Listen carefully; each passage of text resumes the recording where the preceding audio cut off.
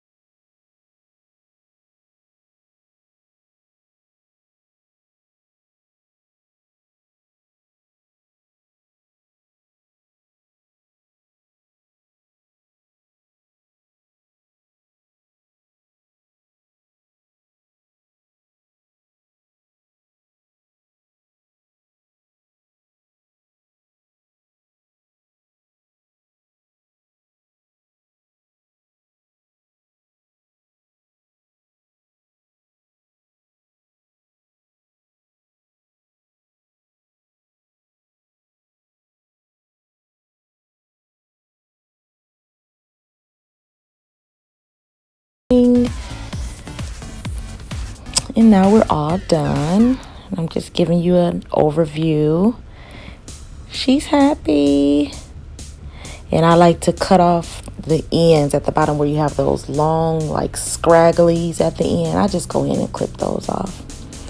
And she's all done. And there we